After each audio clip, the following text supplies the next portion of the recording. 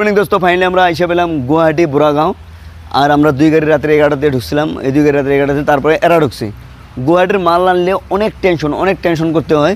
এদিকে চুরির টেনশন, এদিকে মশার টেনশন, এদিকে পায়ের টেনশন, আবার একটা হলো গাড়ি যেখানে একবার পুলিশের টেনশন, কাউ আমরা ফাইন কাটবে, অনেক টেনশন গুয়াহাটির মধ্যে এদিকে আসলে। আর এই ভাইরে আসছে সকালবেলা। ভাইরে কটার দিকে আসছেন? আমরা শিলিগুড়ির দিকে আছি। কটার দিকে এসে বুড়াগাঁও ঢুকছেন? এই জায়গায় এসে 3টা বাজে। 3টে বাজে ড্রাইভার দাদা ভাইরা গুয়াহাটি 6 লাইনে গাড়ি চালালে একটু সাবধানে চালাবে। এর উপরে স্পিডে যে আপনারা গাড়ি চালান, আপনার গাড়ির অটোমেটিক ফাইন কাটতে পারে। বিতে গুয়াহাটি আসলে তোমার কেমন লাগে? ভালো লাগে না খারাপ লাগে? ভালো লাগে। চোর মশা